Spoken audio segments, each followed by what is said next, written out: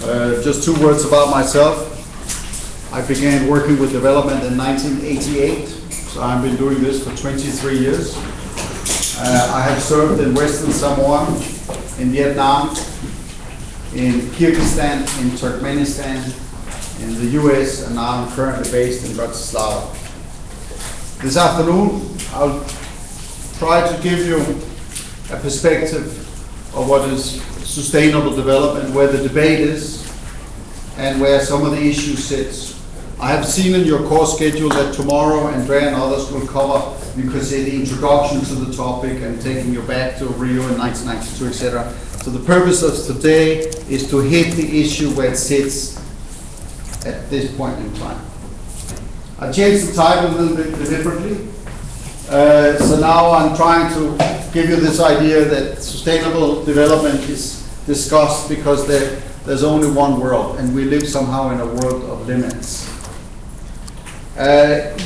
Just so I frame your mind, sustainable development is a systemic term. It is a term that's believed that thinks of itself in systems. What does that mean?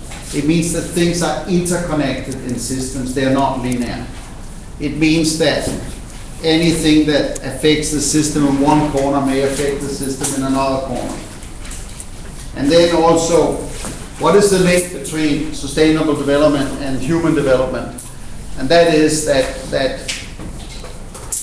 the sustainability, it's a systemic concept from the point of view, it's a balancing concept. But we still have to remember it's people living in that balance. So the connections here, and I'll show it a little bit later in the definition, the connection is that we're trying to create a balanced world where we as people can live reasonable lives. So let's just try to go through some definitional work. If you think about sustainability and you want to measure it, the object is human well-being. That means that's what we're trying to achieve. And here are a couple of definitions. The first one says sustainable development is development that ensures non-declining per capita national wealth by replacing or conserving the resources of that wealth, that is, stock of produced human, social, and natural capital. There's another one that says more or less the same, but a little bit more optimistic. It is sustainable if human capital, knowledge, capital, natural capital, and produced capital that society disposes of do not decline over time. I would have actually liked to offer even one that was more optimistic, saying that it should increase over time.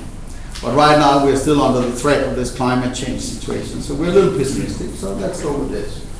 Okay. In systemic terms, it suggests that these capitals can maybe replace each other. You can deplete some natural capital and increase some human capital. Take some oil, pay for some education. But you should try to keep in some kind of a balance. That's the thought process that sits here. So, sustainable development in the term that comes out in what will be Rio plus 20, trying to balance 3 parameters: the economic, the social, and the environment. You can think about it as a kind of a 3-leg stool, which is here. And you can also think about it as, and I put down some countries, which I think Balas will talk to you also. If any of the legs goes away, the system gets very upset. So the economic terms in Iceland, in Ireland, there are others, the economics suddenly went away and they got into trouble. In social terms, we have the Arab Spring going on right now. We have Kyrgyzstan in our region, where it's actually social upheaval and revolt against inequality, and then you get an unbalanced situation. And you do have environmental, and I think Central Asia, the Maldives, also China, you have an incredible amount of pushback from people because it goes too far. So the idea is again a balancing concept. And if any of the legs is toppled, you're in trouble. Here I took some data which is the Gini coefficient of some of the Arab Spring countries, and you can see the message is there, the inequality is blown out of proportion, and it is youth unemployment to some extent that has created the situation. Okay. Now, this slide here is, what you see on this slide is that we put human development out on the x-axis as a measure of development, and then I took CO2 per capita as a measure of sustainability. You could also have used other footprint data for water, etc. But I just chose to make it a little more simple. The big fat marker here is 2 tons per capita. This is what a human being is allowed in a balanced world. That means a world that does not increase by more than 2 degrees Celsius. So what does this show us? It shows us from a number of these countries, and I've taken a few countries from a traditional development and then mainly the region. In Europe, it shows fundamentally you can achieve very high, this is the red line, human development, but you also use a lot of energy. The green one is that some of the better ones, you can see Sweden, etc., they are coming down, they're achieving more, but they're well above per capita what is sustainable. And that means that we're a little bit in trouble. I have also taken some other data. This is derived from the global footprint, and this is me. I'm born in 1962, and in my lifetime I crossed over somewhere in the 90s, and then every year I was part of an economy that used more than it had. And remember, if you think of sustainability with stock and flow, every year you withdraw from the bank account and you spend it, your deficit becomes bigger. That means your stock goes into minus. And with current very conservative projections, this is how it looks. And what you have up on the y-axis is that with current conservative projections, we think that we need 2.5 planet by 2040. I still hope to be around at that time. And let me just put this on here. And if it goes worse, that means that people become richer, the Chinese eat more meat, etc. Undp doesn't work, so more and more people develop. This curve will shift upwards. And we may, if we all become Americans, we need somewhere between 8 and 9 planets. Okay?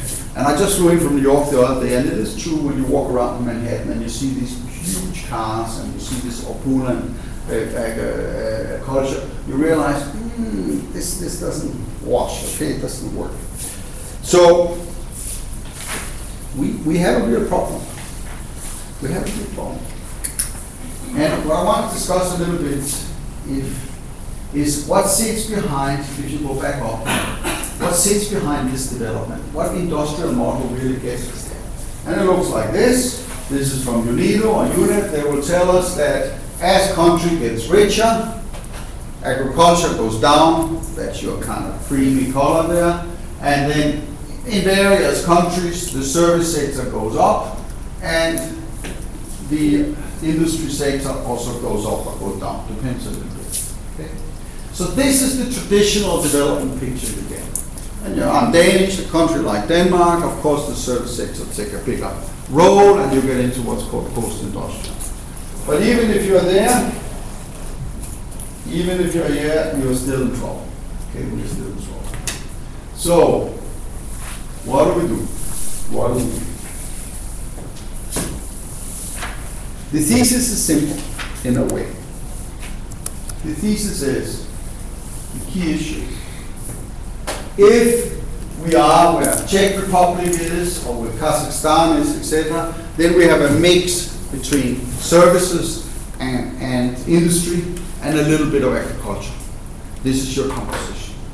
If you have those assets, what you do is, you breed your economy. That's the concept. You breed your economy. You take those assets and make them less resource intensive.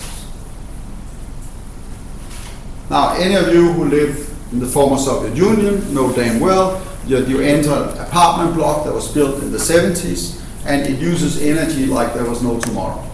Okay? So therefore you retrofit the block. Anybody who have touched industry in the former Soviet Union or even in Eastern Europe, where most of you come from, they know well that it's highly efficient. It was built for a time when energy has the price zero, water had the price zero, etc., etc., etc. And so that means this is where the green economy concept comes in. And this is also why it's politically kind of appealing, because you take current assets and you make them more resource efficient. And you work in a greener world. But then the question is, what do we do if we live in Kyrgyzstan or in Tajikistan? Is there one colleague here from Tajikistan? Tajikistan. Yeah, so you're from Tajikistan. So if you're from Tajikistan, you are actually below per capita. Now, if you were traditionalist, you will follow my industrialization model. So you will go up the curve and you will go above.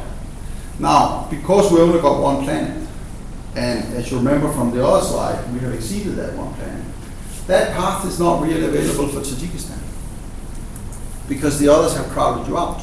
They have taken the goods. So you have to find a new way of doing it. It's that. We have to find you a way of keeping under the two and then go straight. And I want to talk a little bit about maybe how that's possible. So let's first go to the greening. Well, how do you green an economy? There are many ways of doing it, but here's one. I simply took an industrial sector, clothing in the UK, but it's the same principle. You take your supply chain and then you start asking, what can I do with that supply chain? So what you do is you at each area of that supply chain, you start looking at your energy, your water consumption, your chemical consumption, etc., and then you put a downward pressure on it. There are always ways you can do this better. You can have new productions, you can do distribution more efficiently, start using gas-driven vehicles, and you can start recycling instead of throwing things away. So the outcome of doing this by business process is that you bring down the pressure on nature over time. That's essentially what greening is all about. You can do it for any sector, you can do it for any supply chain. But you take current assets and you find out how they can operate better. So then you can get to something looking like this, which is kind of a future. Okay, in that business, so to speak, this is countries that are doing these kind of things. And I took the largest companies that are ready to be the greenest in the world. Okay? And I don't know if you know any of them. Do you? You know Google, Vodafone, you know Toyota, Walmart. Do you know what interface is? Number one in the world? It's a carpet tile factory. What about British Petroleum? Yeah, they're pretty big. Yeah. Carpet tiles, I don't know if you know, but if you've been in modern buildings, you often see squares carpet. And that's the company called Interface. They are one of the biggest carpet companies in the world. They are the highest ranked in the world for recycling. What I'm trying to show is that these are very, very big companies. Okay? And these companies systematically are lowering their footprint. So there are two messages in this. Number one is that this is the private sector side of green economy. But there's also a subtle message in this. Do you see anybody here from your world? No. Do we have such companies? I'm sorry? But we don't have such companies as well. No. Okay, so the message is, as you develop your economies, you need to plug into these economies.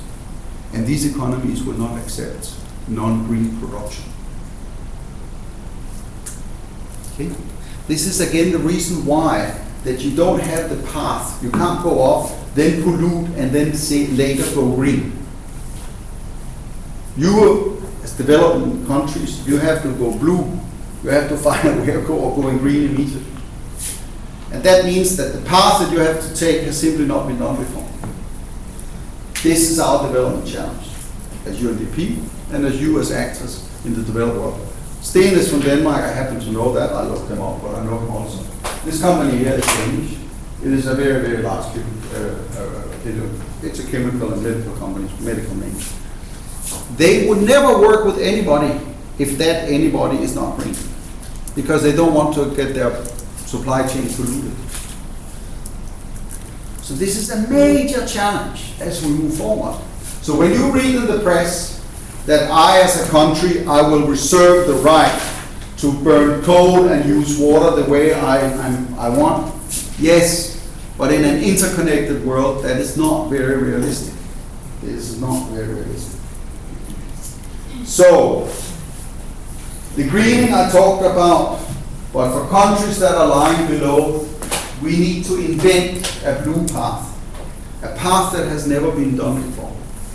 This way, in a sense, these countries will meet the greening countries. If you start to take a brown path up, the others go down, you will be hanging up there, and nobody wants to talk to you. Okay? Because the resources may not be there. So this blue path, let me give you some examples of how could it look. How could it look? How could it look? Let me show you a few things. It could look like this. This is from Tajikistan. This is a hothouse that is made from earth and plastic. It is actually quite profitable. This guy here is producing cucumbers, and he's earning money. It's a Chinese design. It only uses the sun. This guy is not a rich man, but he could design this with a little bit of help from Undp, and now he's doing fine. When we met him, he had sold 128 tons of cucumbers to the Kazakhs, and that was quite good.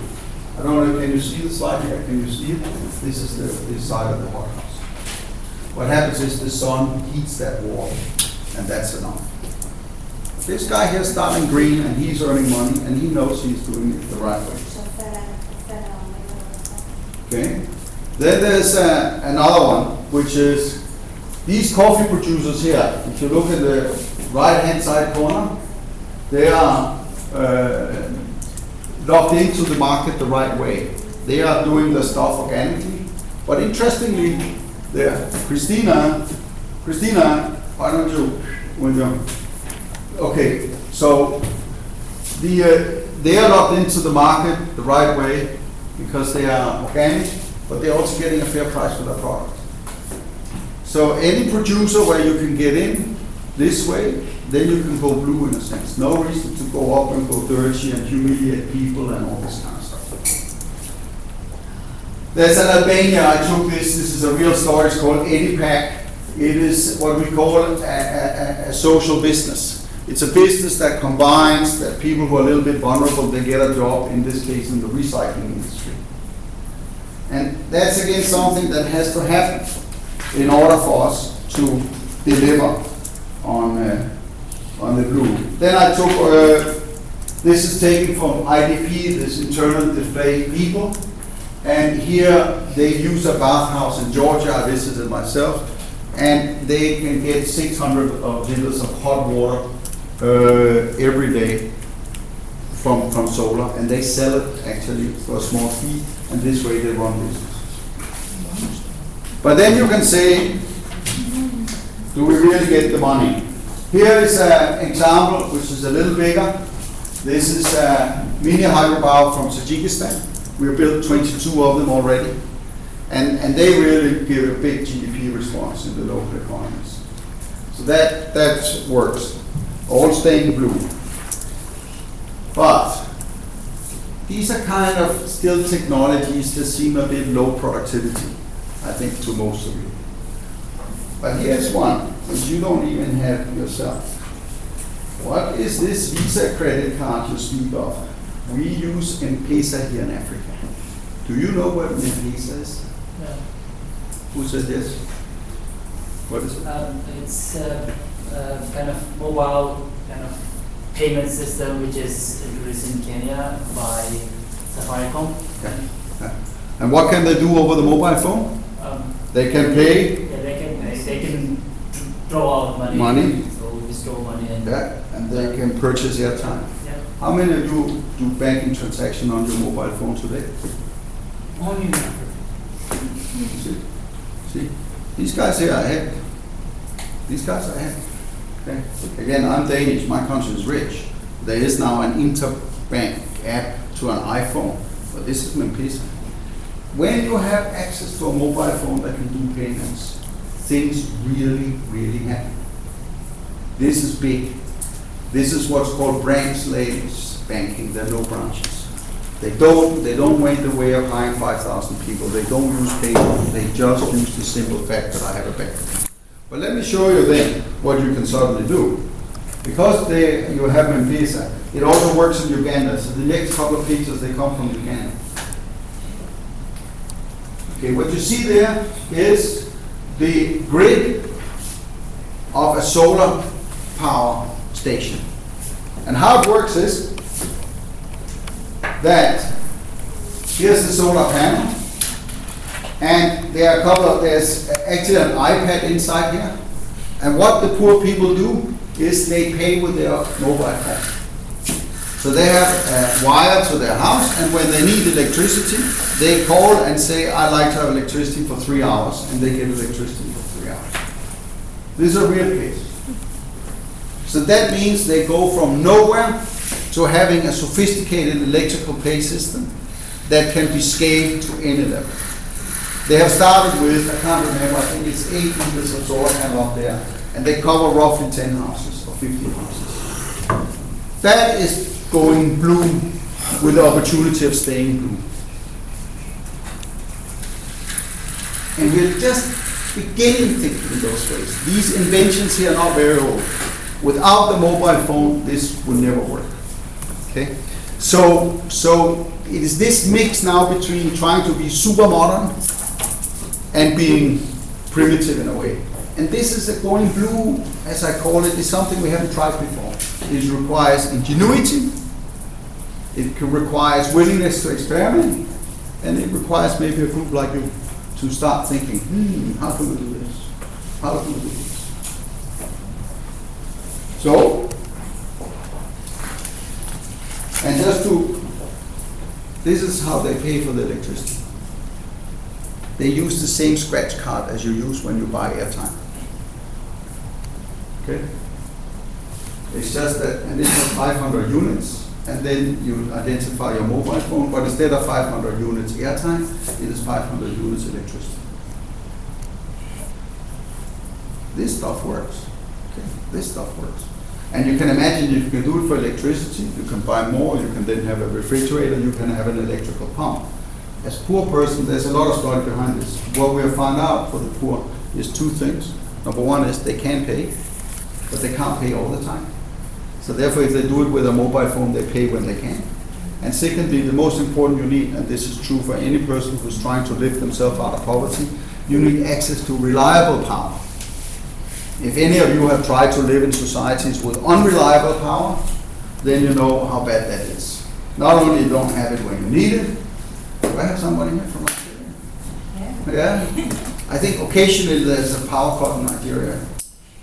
Practically all the time. Exactly. So you know very well, you don't have it when you need it. If you have something in your refrigerator or freezer, it gets destroyed.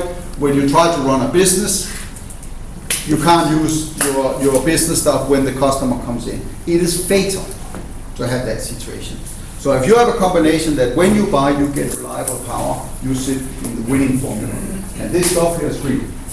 That means it keeps you blue. So what I try to do is to say, if you wrap up and saying there are 2 models. There's the model where it's traditional. You're poor, you get richer, you move up the line, you industrialize, you start doing intermediate products. You do subparts to some car manufacturing in Japan. Eventually you become so rich, so you start producing cars yourself. This is the Chinese model. And meanwhile, you destroy the environment, you destroy workers. Sometimes you create huge inequality in your country, so it becomes socially unsustainable, and you get into trouble. That model we know. Then, if you are in that model, if you are in China, Kazakhstan, many of these, you have to go green. You have to come down to take the pressure off. But if you're not gone up that path already, you can go blue, and that means you can go horizontal along the axis. But that path is not known.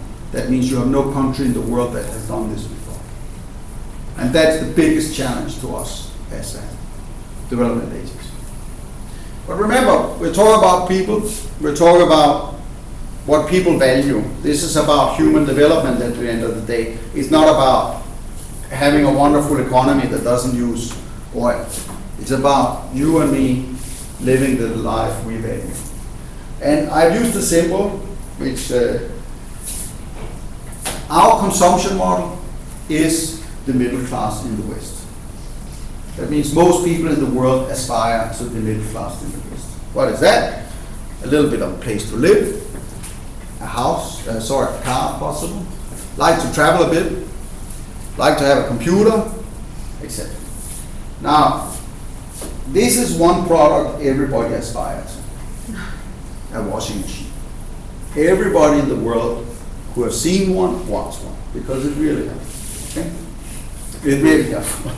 And it is not such a modern product, but in the early industrial, not, but the 50s, the 60s, and the 70s, both in Europe and the US, you know, you really made it when you got a washing machine and a television. That was, then you will become middle class. Okay? The problem with this thing is, do I have now to tell everybody else outside the middle income countries in the current world, no washing machine for you because I'm sorry, we have to go green? No, you cannot do that.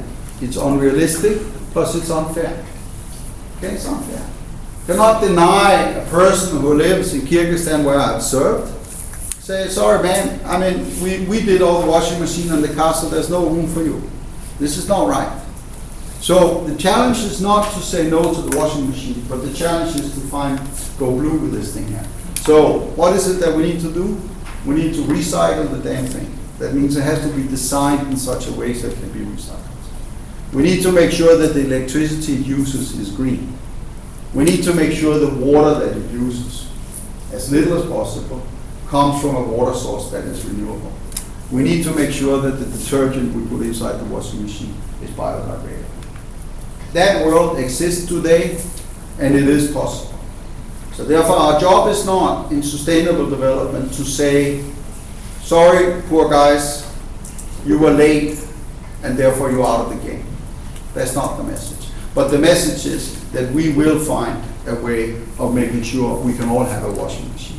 But that means also that those who have a washing machine today, they have to go green, they have to change. And if they don't, then there are only two solutions left, which is war or price increase.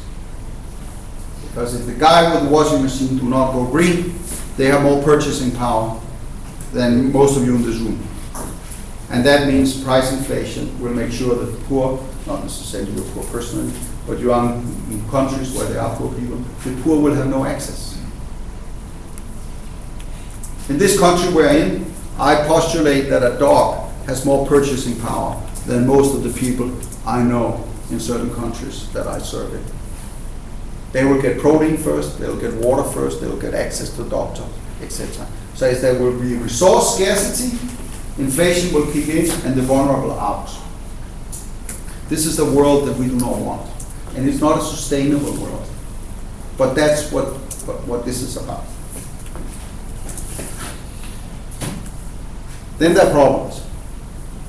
Because if you do this by country, you get the so-called rebound effect. Has anybody heard what this is? It's very important, sustainable development. And if any of you ever get into a TV match with somebody who doesn't like this because they think it's some kind of left-wing, whatever, game, they will tell you, Jens, it makes no difference because the richer people become, the more they do, and that means they use more power. So I've used it with cars. The line that goes down is the one saying miles per liter. That means the cars are getting more efficient. But as the car getting more efficient, I'm actually saving money. So I drive more kilometers. So the blue line is the fuel consumption. I spend more fuel. It's called the rebound effect. Okay. The way to fix the rebound effect is that sustainable development, as you remember in the beginning, I said it's a systemic concept. That means that all parts of the economy have to go green, because otherwise you have the rebound effect. So that means that if we were driving electrical cars, I would be driving more miles, but I wouldn't have more CO2. If I took my savings and purchased a washing machine instead, if it was recyclable and ran on green electricity and used biodegradable detergent, there would be no rebound effect. But if you have sectors that are still brown and you have sectors that are green, the green sector per se may make you save, and because you save, you may go purchase more on the brown sector. It's called the rebound effect. So if we, please. Does it mean that going green is uncompetitive in a way? No, what it means is that you cannot go green in one sector and not going green in other sectors, because then you just move your consumption to some of the other sectors, and that will create more brown. This has nothing to do with competitiveness. Okay? Do you follow this idea? What happens is you buy a solar panel, which in certain economies today is already good business. You save $1,000 or €1,000 or 1,500 euro, and you buy an airplane ticket and you're in Budapest. So that means you save the green on your panel, but you bought an airline ticket to come here and enjoy. So that means you burned more. That's called the rebound effect. And because that exists, you can only do it, you must do it across all sectors. If we are to create a sustainable world, we have to have a big bang. We have to hit everybody. And also, if we just do it in one country, the US, they say CO2 goes down. Why? Because they move all manufacturing out to China. Okay? Okay, so all the dirt happened in China, and they say, oh, we have a little footprint now, because it's all in China, our computers and that. So that doesn't help the planet. The planet doesn't care where it comes from, okay? So I'm sorry, there's only one planet, and I'm sorry this is very complicated. But that's the challenge. That is why sustainable development is scary, and this is also why in political terms people hate it, and this is why you would find people like me are ridiculed, and I also meet, when I meet people in the press, they will attack me very strongly because they get very upset. But this is not some kind of liberal advocacy. I'm trying to communicate summary of science in a sense. Now, because it is one planet and because it's multisectoral, it is inherently what's called multilateral. That means that this can only be done if we do it together. In political term, it is called collective action. Only if we all act, it will work. If some of us act and the others don't act, it doesn't work. I just took off a couple of the major organizations in this region that matters. There are many, many, many others. There are thousands of organizations, thank God, and their governments and all that. But the message is it's collective action. And nobody's in charge. There's not one organization that says, let's do this stuff. And then you can also imagine why is UN and the United Nations Development Program, why we're hugely interested in this, because we are collective action business. And we believe that this is the way to go. So, we still have to get to the human side of this. And the human side of this I have chosen to illustrate with jobs, because that's what matters. There are many other ways you could do it. So if you follow this 2 by 2, on this side is green, on upside is decent jobs. It's the ILO definition of a decent job. There are green jobs that are not decent jobs. If you're an informal garbage collector, if you do subsistence farming, not of your choice, but you're forced to. If you have some kind of homegrown biogas, semi-dangerous, this is not a decent job, but it is green. Many people are on that track. That means they are forced to be green without wanting to be green. So this is not what we think. Then you have people who are in this business, which is they have a lousy job and they are dirty. If any of you have seen unregulated mining, it's some of the worst you can imagine. I've seen unregulated gold mining, I've seen unregulated coal mining, etc., where people dig in and then the mine comes down on them and they're dead. So I've seen sweatshop manufacturing, subsistence farming on very marginal soils. If you interview the farmers, they know damn well they shouldn't be on the margin of a river because it floods, but they have no choice. So when it floods, they run and they lose everything they have. Okay. and they make, the mud comes down and it's a mess. Or they cut the trees and they know damn well that they shouldn't cut the trees, but they have no choice. Okay? So, and then you have decent jobs, but a problem. And what's the business? The business is to get everybody up in the right-hand side quadrant. This matters. We have many, in your countries, you have many vocational schools. How many vocational schools teaches people and students the skills to be in that quadrant? Very few. Most of the vocational school teaches manufacturing traditionally, things that are totally outdated. And 20 years from now, because you remember that slide with the many industries that actually think about these things, the new jobs, they sit up in that corner. And the sustainable job sits up in that corner. Okay? And it's very important for us as a development agency to get people out of this corner. This is the core of development work. And instead of moving them in the traditional, first they get employed with a foreign investor, like Italy is building a cement factory in Albania, which is good for Italy's footprint, but maybe not so good for Albania's footprint. And then people get a lot of employment, but they're very dirty, so then they go over here. That's the traditional development model, but that's not the one we are arguing. We are arguing go straight up. Go straight up. How do you do that? You advocate, of course, for the foreign direct investment to your country comes from the companies I showed you first. You try to get the windmill producers in. The windmill producers will come. They like the cheap labor. It's okay. But you pay attention and make sure that you get people into this. I can tell you, I put organic fair trade farming. I just looked up before coming here that in a few countries in Africa now, it is significant productivity or increase via organic farming. That means the farmers that cannot afford to be anything but organic, they are taught how to be organic. And they create this huge progress for them. We talk about 100, 200%. And what price is good these days? The food prices. So if you can produce, you're in business. It's great. So this blue line, where you creep below, it is possible. We just have to be very smart about it. And thinking jobs into the equation is really, really matters. And right now, this is one of the biggest difficulties we face. Education systems are very rigid. These damn professors, they don't want to change, okay? And while I'm giving this lecture, I can assure you they will be given 1,000 lectures across the globe on the industrial model I just explained. Where, you know, you go up the line and then you do cheap labor, comparative advantage, and then eventually, you know, this green stuff is something luxury. There is no space for this. And this is where people like me are heavily up against traditional economics. There's a lot of very clever economics. But the traditional GDP economics, they don't recognize this, and therefore we're dead. So, just before closing, I need you to be with me on 2 issues, or rather 3 maybe.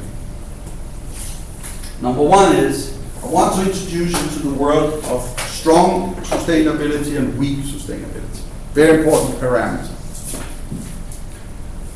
Weak sustainability is the argument that says, Jens, we can take our oil, we build nice houses, we educate our people, and once there's no more oil, once there's very little water, we have found better technology that will take care of business. And then we're all fine. The strong sustainability argument says there's certain things that are not, you can't substitute. What are they? Water, air, and CO2. Once you have too much CO2, the entire world will heat up. So you can't have technology that can't help you with that. And species, that means ecosystem services. If you destroy forest, etc., some of this is irreversible. And it can create major, and I'll come back to that, major risks.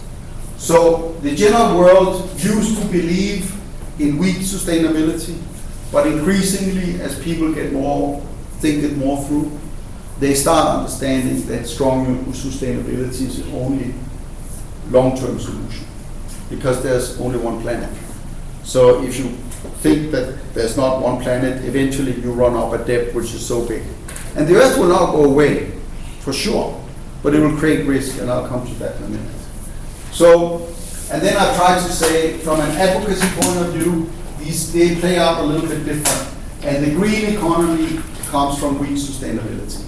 That's the one people like best, because we got assets help us to green them.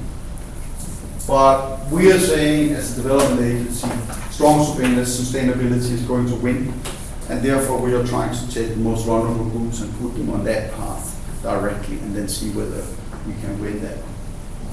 The way you measure it, you come back to the definition, if you remember, that you have to go over the 4 capitals and see how do they go.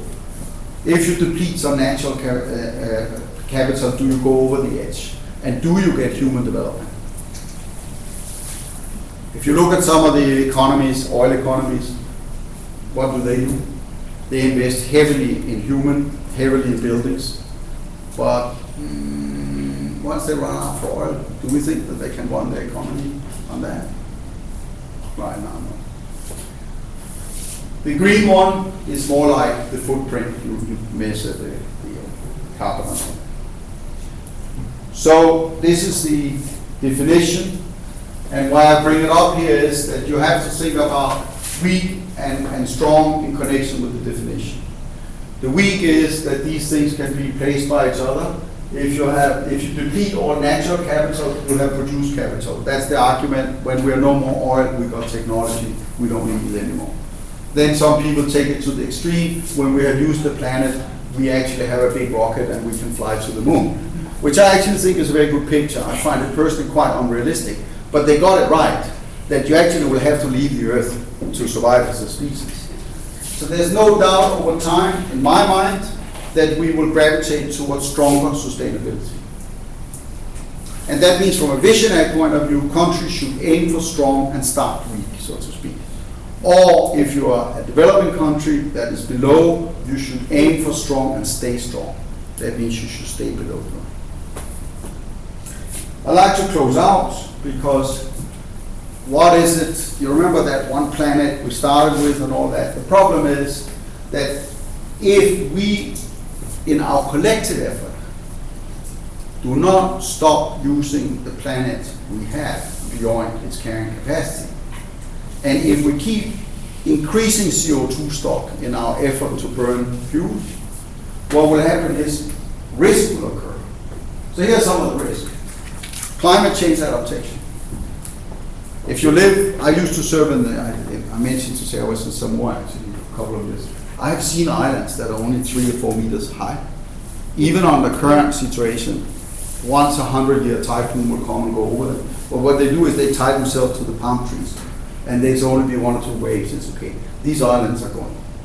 So they're buying new real estate. Many of them will move to New Zealand.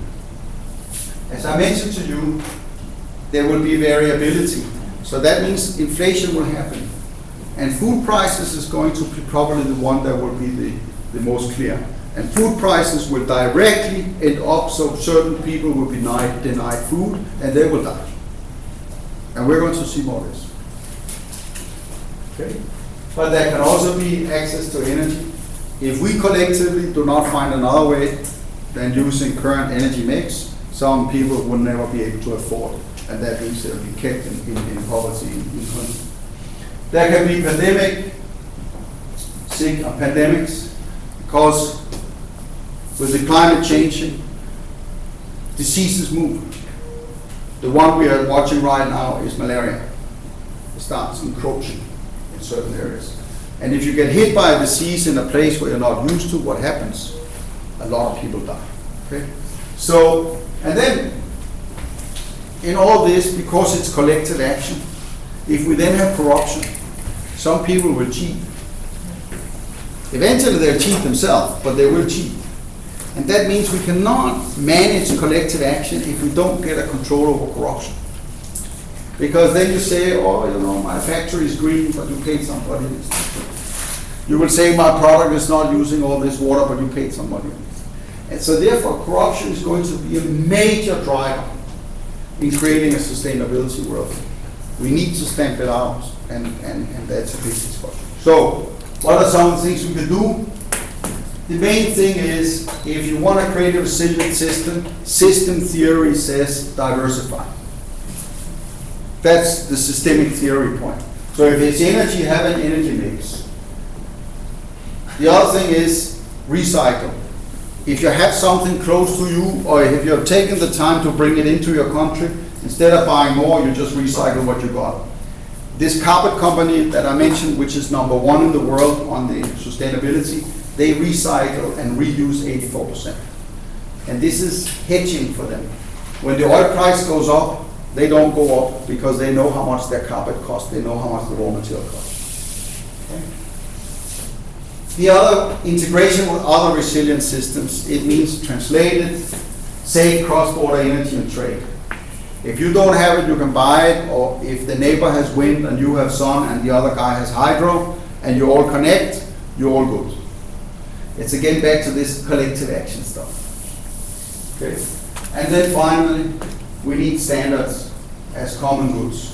That means you can have UN Convention Against Corruption here, extractive industry standards here. But we must have things that fight corruption, so we all know what we're talking about. So I'd like to close out with the idea that sustainable development is a systemic concept. Sustainable development offers two paths for the current world. If you are rich or you are on your way to become rich, you go green. If you're poor and you want to become rich, you go blue. If you try to go green, or rather if you don't try to go blue, you end up in the wrong world, because the world is moving one direction and you go up in it. For me, it's the picture's the steam engine. There's a lot of people actually who spend a lot of time getting the steam engine to go, while the rest of the world have gone over here. The other part of sustainability is it's a collective term, which is unusual. So for some people, it's like this sustainability must be something like communism. There's nothing to do with it, but it's because it's systemic, it's collective, and it's global. We cannot do it in Denmark, we cannot do it in Russia, we cannot do it in Norway. We can do it in all these places, but if everybody's not playing along, it doesn't really help. Finally, because it's a systemic term, systems that are not managed well, which is ours is not, they produce risk. So if you want to act in this world, start managing your risk. So that was my introduction to sustainable development and green economy. The floor is open. Thank you, Jens. The floor is open for questions, comments, thoughts, disagreements. Please. Yes, when you, somebody else from UNDP or UNDP as an organization, go out to these countries which are currently below the line you're showing us, and you advocate this idea, what's the response you get? And what are their challenges, and what kind of assistance do they need in order to move ahead with this idea? It's interesting. This idea has not been presented like this before, because I actually invented the blue in preparing for this lecture. It's true. We have tried similar things before, but what made a difference to me is that I had a meeting a couple of weeks back with my friend from UNITA, which is the industrial, and they explained to me the economics industrialization model. And then I realized that's not available. So the blue path is invented for this purpose. However, of course, the argument is out there. The reaction is the following. Some part, they say, you cheated me of my development. It creates a huge anger reaction. Another reaction is, you're wrong. This climate change has something to do with rich people. And then you also have the other reaction, which says, no matter what you say, I want a washing machine. Okay? So I'll get a washing machine. And I cannot be responsible for the consequence of this. And then when we start saying, well, if everybody in India and China and Indonesia wants a washing machine, some of you will not get a washing machine. And then you have two options, either price inflation and deny or war. Which one do you want? But Jens, that's too complicated. I just want a washing machine. Okay. So I think these are the three kind of reactions you get most of the time. Also, some of the stuff I show people find unpersuasive because the blue path has not been tried. So it doesn't look like what I have seen in Germany. I know Germany is one of the best economies in Europe. So why don't you want me to have a big car if they have big cars in Germany? So it's uphill. It's not going well. Then you get to this M-Pesa. Then they get a little more self-confidence. Say, what do you mean Visa card? I mean, M-Pesa, just as I said, I told you, came from the US. These M-Pesa is like 10 years ahead of US payment system. So then they get a little more self-confidence. Say, we're part of Africa, on the right track. And then you talk to them. Okay? So there are pockets of areas where you move, and our job is to show how to do this, and that's where we need to pump money out. Any other questions? Please. There was an example of using a mobile phone for paying for electricity. Yeah. And I have a question. If these people are so poor that they have to pay for electricity for hour, how can they buy mobile phone? It's very interesting. Let's see. I don't have that slide here, but fundamentally, it's something to do. If you're in a village, looks like this, and everybody here are individuals. Okay. If you measure how they behave, you have something looking like this.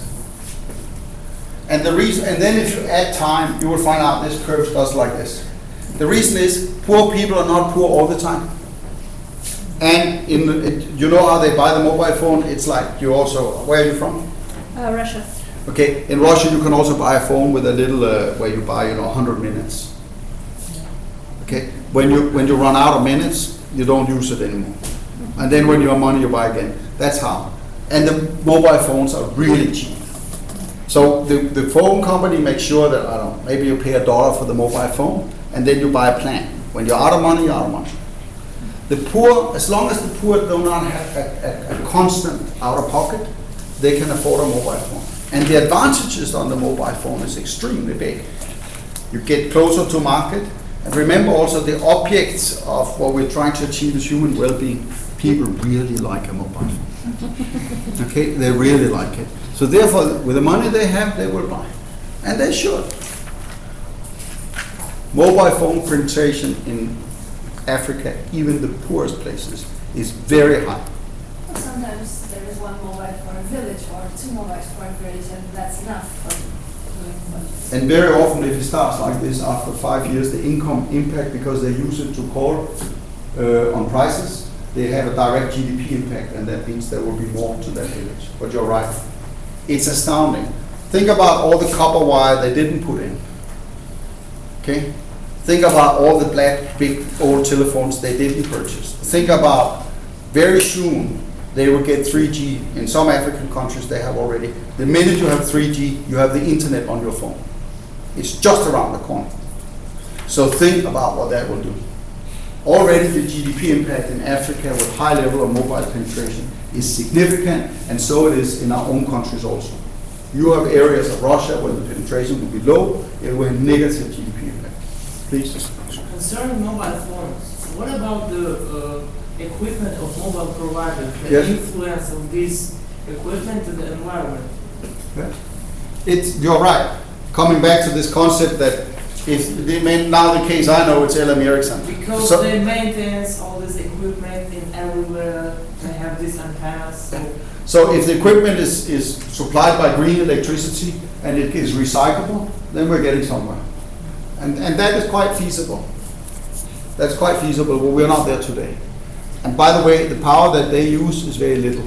Mobile phone is very cheap. In the old days, you would have to subscribe to electricity while they do it in India. And then you have to get the bill out. Somebody puts it in an envelope and the mailman has to bring it. The amount of energy to get this done is many, many times bigger. Christine? Sorry, it's great. It's really so great. Please let me add an idea, the cradle life cycle management. Since recycling can represent an inertia that's self-sustaining. And the best is if we prevent the creation of any waste and we go to a zero waste economy. Okay. If This is designed cradle to cradle, that means it's designed to be recycled. That's what this means. You agree? Okay. That's very important. If this is a way of solving. I had a finger here, please. Yeah, we saw some very good examples of peasants or something else going green. But if you imagine businesses, like an entrepreneur who's buying machines and putting all his investments, putting in those machines, and even if it's old, but now, how can I convince that business person to go green if he has maybe a bit of profit, but he should go green because everybody's going green? That's a very good question. The answer is the price. I have this conversation in Ukraine quite often. They say, Jens, listen. Yes. We need to produce, and we can get it. 3 things. Ask the person, where do you think you'll be in 5 years from now? Especially if you use oil. And people get a little nervous because they've actually noticed that the price has risen quite a lot. Okay? And right now, I can show you a slide here. If you take it over. The price of electricity or energy should look like this. The anatomy of energy prices. It actually should have 4 components. It should have one component, if you can see it up there. One component is how much it costs to replenish the goods. Another component is what it takes to get it out. But then the red one is the subsidies. A lot of energy is subsidized, especially brown energy. The G20 is only now revealing how much it is. And one of the reasons why we're not going sustainable is that these subsidies are bad and they're hidden. In Poland, for example, there are absolutely no subsidies for energy and coal mining. But strangely enough, if you're a coal miner, you have free access to medical services. That's a subsidy. Okay? So therefore, there's a lot of hidden subsidy in the economy. Our role is to surface it and say, subsidize the future. I'm not against subsidies. They can be there for the social reasons. But subsidize the future, don't subsidize the past. Persuading an individual businessman can only be done via the price. But I would, to this risk management, I would also add an education. And what you now saying, I would add an education which is the main mean of doing these things and the main tool you have now. Because people don't understand that the fact that if some sources of energy will run out, they'll be too late to do anything. Yeah. So, that's my comment to the risk management list. Yeah. What is very interesting is, but there are many arguments here. What is very interesting is, it is much cheaper to preserve a stock than it is to replenish it. The best example is water. You can produce water easily, but it's very expensive. It is much, much cheaper to not destroy the water you have in the ground. I saw a hand here and then there. So you made a difference between weak and strong sustainability, and you get it. You were preferring strong sustainability, which is like kind of global effort. It's not like some sectors doing some stuff, but you want like some unitary action from all states, everyone like involved. In a way, we are not living in a global world. There are like states which are competing against each other. Yeah. We still have this kind of anarchic system. Yeah. And how optimistic are you about this thing? Can it really work in real life? This strong sustainability. The 2 answers. First of all, I appreciate your question very much. That means we have to be realistic. That's why I argue often your entry point is weak. You go in via the green that way. However, strong sustainability is a very interesting concept. There's only one planet. So that means that whether you want it or not, it will adjust. What I wanted to ask, like maybe it's better to start from somewhere else, maybe like global governance issues, maybe like some kind of trying to find kind of not like So I don't know if there's any, how to say, UN is totally this great admiration to what UNDP is doing, but it's still a kind of 19th or 20th century kind of organization. It's still kind of very dependent on the states, and with states like China, US, Europe having their different agendas, I don't think they can kind of agree on like very kind of definitive global. No, but I think you gave your own answer. I mean, you are right in saying that collective action, if it's not, doesn't get organized, so it's truly collective, there will be an adjustment. And I said, war's always an option. Remember? No, fighting over resources is always an option. Or denying it to the poor. Remember, we'll be 9 billion soon. You can keep 2 or 3 billion in poverty, then the rest of us can run around. We probably have to build the fence a little higher. So it's very important that the argument is a moral argument, and that means the argument of equity. The only problem we have had is that with North Africa and many other places, these suppressed people, suddenly they may rise up, and it's a little uncontrollable. So if you want to build a sustainable world, you better think about creating space for everybody. Will that happen? It's a collective action problem. And if you're a student of political science, I'm sure you will enjoy it. Maybe I'm wrong, but all the time when I hear these discussions about green economy, I always feel myself like, okay, we all know that rich countries, developed countries became rich next year, expense of developing countries and very poor countries. The footprint of the poor countries is very huge, and poor people, they take this responsibility. Yes, because the climate change and natural disasters and the resources became so limited. I always feel like we are imposing this policy, green economy, to developing countries, middle-income countries, but they're not interested because the reward and profit can be seen only in 20 or 30 years. It's not like after 5 years you can gain profit from adopting green economy. Yeah. But my question is, what is the level of awareness in developed countries of people about these concepts, about sustainable development, human development, green economy? It varies a lot, because as I told you before, so the reactions are very different. When I'm in Belarus, for example, there's total denial. Total denial. Okay, part of Ukraine, total denial. But here's why you have this feeling. You see, it was only probably up to the 1990s that things were still okay. If we could just keep certain countries in poor poverty or trade with them, we could borrow their footprint. I'm Danish, this is in my lifetime, remember. This is exactly how I came to become from a rich country. We could borrow other people's space, and we took from stock. What is the stock? Oil. We took from gas. Okay. So in your private life, if you have $1 million and you start spending them, you can live happily for some time. The problem is when they run out. And the problem is not only that they're running out, but remember this curve here. If this is oil consumption here, what sits here is CO2. So every time you burn oil, you add to CO2 stock. And that has become so dangerous now. So when it goes beyond what's called 450 part per million, it creates 2 to 3 degrees Celsius climate change. If you live in Bangladesh, this is really serious. I used to serve in Vietnam. There's a part of Vietnam below the Red River Delta. They start building dikes now. Okay, and there are millions of people living there.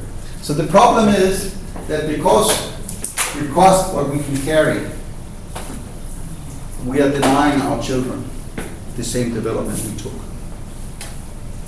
Whether it's fair now, I don't want to pronounce it that, but that's what we did. And we call it development. And we were wrong. Because the minute that you have 3 generations horizon, which many people do have, you realize it's wrong. I don't know your nationality, but I have worked with many nationalities that actually do know a couple of generations back and do know and do plan for their kids. And if anybody of you plan for your kids, you have to understand this is serious. It's very, very serious. I worked a lot with Chinese.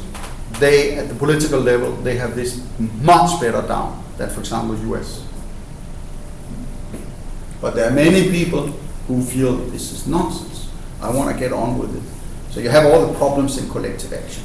You have free riding and all this. Do you want to come back? Uzbekistan, and actually we are using now this energy saving lamps. Yeah.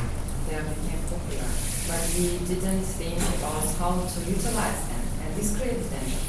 From one side, we are saving energy, but no one thinks how to utilize them because they create another risk to nature. Exactly.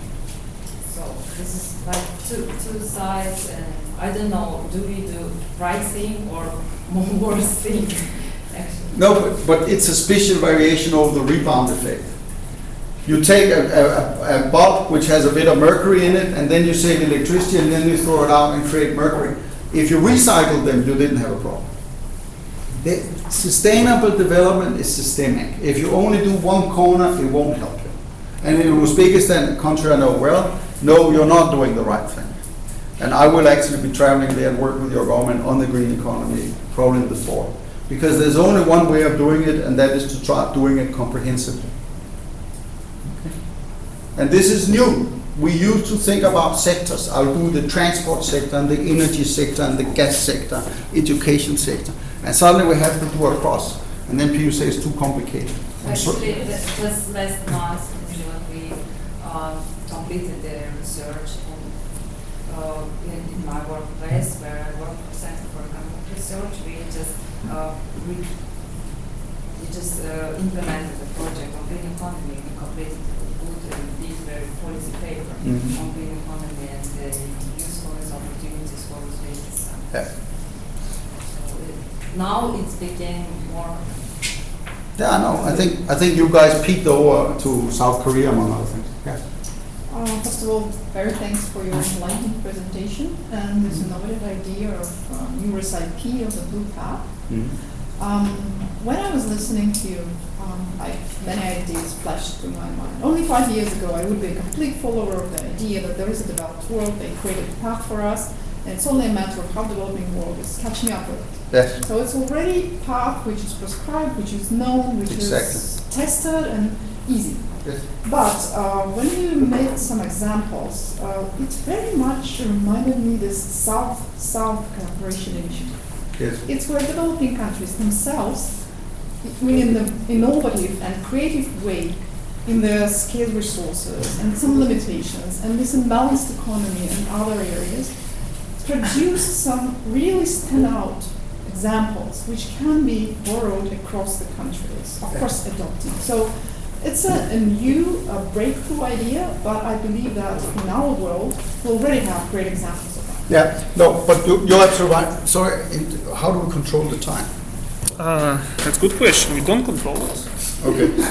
You control it. You're very right in taking out South-South. That's not my argument. You see, that South-South still worked within the traditional. It just said that in Brazil we could find intermediate technology that would work better in Africa, and therefore they could do it. Some of this technology I showed you with the mobile phone and the electrical, this is first world technology. So therefore it is first world technology used in a new way. M-Pesa is more modern than the payment system I have in my country. It's more modern than here. So then suddenly you have this idea that this new thing that the South is doing things smarter than the North. Okay, that's scary for the North. Also, China has become the biggest producer of solar panels. And when you discuss with the Russians, for example, they say we are doing innovation, so they have an innovation zone. So we ask them, what do you do here? They produce solar panels. I said, there's nothing innovative about that. That's what they do in China. Okay? So it is this strange, the Blue Path is a strange combination between organic farming, which is very first world. It's a very, very sophisticated technology and software, information technology, and then appropriate technology. But sorry, who brings this first-class innovations into Africa? Don't they come from the developed world in this case? I mean, how can undeveloped world with a low research capacity think of these great things? They cannot come up with this idea. They did and they didn't. That means that some of the companies now start innovating. You start having the first software written in Africa. And one well known in the development space is called Ushahidi. It's simply because certain things become possible for African programmers, and they were not even Western trained. But I think your argument fundamentally was there was an element of South-South, and it is true, but it's not true. And that means that the blue path is the one we don't know, and it's going to fundamentally, the development compass is over. There's no north, there's no south. Things are jumping up where they're jumping up. And you start having big pockets of poverty, and you start having big pockets of innovation. And who drives it is no longer geography, it's many, many other things. And so that's the way, but still, there's a lot of first world technology in the blue path. But it's technology with organic farming, for example, we think is esoteric in the first world.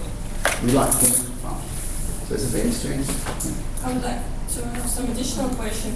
Uber had several examples of first world technology based in developing countries. Yeah. But how could they actually afford it at price, or how they can get financial resource to implement this technology, or is it also could be cheaper in price? Because in Ukraine, we're running from most of business things that for them it's cheaper to pay taxes for waste than to implement green technologies in the production. So okay. Two things. Very often the price is wrong because the price does not reflect, it's a commercial price, it's not a social price. And in your country, for example, you have maybe 1,000 waste dumps, and some of them are awful. And that means they destroy things, and et cetera, et cetera, et cetera. But, so the commercial price, if it is too low, of course it will prevent collective action. And it's a major problem in the world that there's a lot of implicit subsidy. A lot of technology that is considered first world is becoming commoditized. That means very, very cheap. And the 2-3 things is that have turned the world totally flat is the internet. The fact that I and you can have the same Gmail account as a person in South Africa is just astounding. Mobile phones have become ubiquitous, they're everywhere. And brains are equally distributed over the world. And that means programming is actually picking up many places. You don't have to be a mathematician even today to program. You see it when people produce apps, they do it everywhere. But I don't have the solution in the sense that this path here, as I keep insisting, this is the one we have to invent. We have to persuade, we have to cajole people to see where they can. But if we don't, some people will lose because there's only one plan. Okay? This is what is so mind-boggling with this conversation, that it requires collective action. And you mentioned the Uzbek experience and where you start moving forward on the green economy. Because that economy is very inefficient from an energy point of view, I personally believe that it will have competitiveness consequences also. That means that economies that use energy very inefficiency, if they go green, they become more competitive because they become less reliant on shocks, and also they become richer. Energy you don't spend at home, you can sell on the border. In your case, if you use gas, you can sell it to China. So you get bigger income. Uzbekistan is also a very bad performer of water usage. Yeah, exactly. Turkmenistan were used to service the worst in the world. And it's very unsustainable crop production. There are a lot of countries that are very vulnerable out there. And as the weather, climate change, and some other shocks, including food prices, kick in, something will give.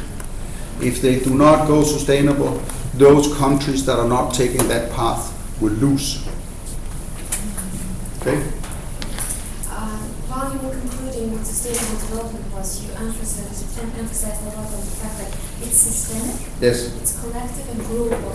So thinking about global, we do all they have the term of national interest. Yes. There are always national interest, but I wonder if there is a global interest concept and how, why it's being used and how it's being perceived. Okay. It's one. It's a very big question, but the way to answer it is that there's a Nobel Prize winner called Elinor Ostrom. She describes well the tragedy of the commons. Sustainable development is a classical tragedy of the commons. There is no alternative to what you explained. That is that we do somehow act collectively. If we do not, we will fail as a species. And don't get me wrong, in my view, there's space enough for a couple of billion people on Earth to live a very good, rich life. But there's not room for 9 billion. Okay? So that means it's not like the world is going under, the planet will keel over, and we might as well go home and die. It's just a very fundamental argument. Do we want to build a world where 2 or 3 billion will live well and then put a very big fence up? Or do we find this world is out of balance? Because that world we cannot even control. It's not only the poor people coming. The rise of water will destroy a number of countries. And you will get weather events that will kill people in the rich world, much to their surprise. So we have this collective action problem. Can we deal with it? It's open. I certainly work for an organization that is quick to do some of it, and that's my intention. I did see you, Mark, but I want to... Last question, because you have a visit to the library, and I think we exhausted Jens. So, last question. Tina, please. With what you just said now, my question is that a way to start like an advocacy?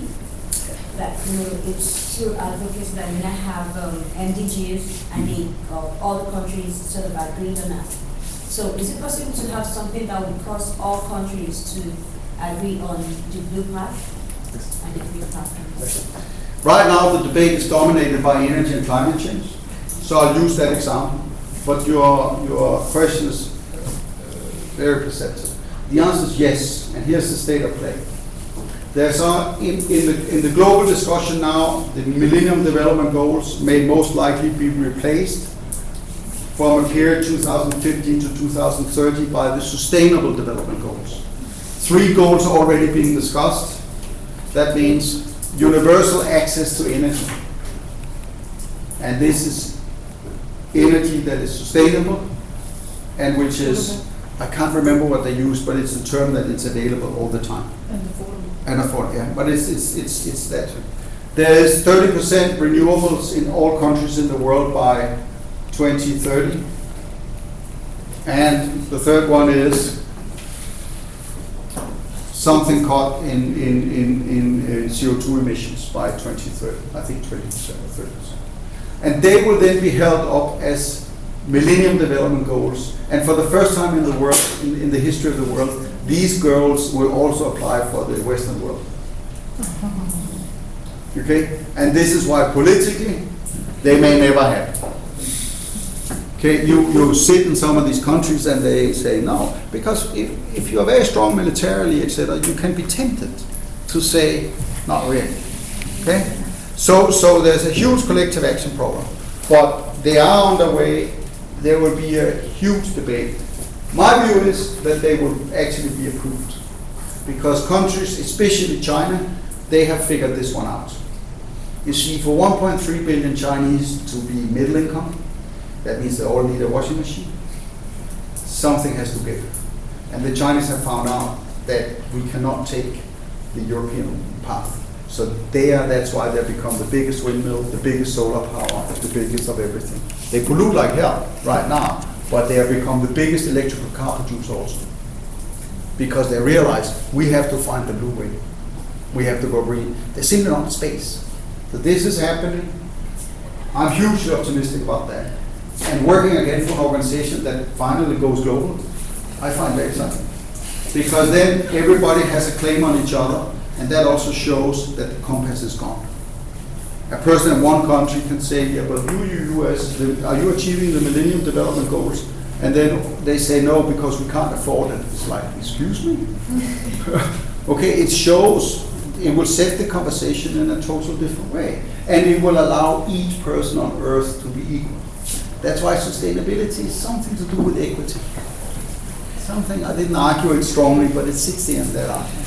I'd like to close. I'd like to thank you very much, all of you.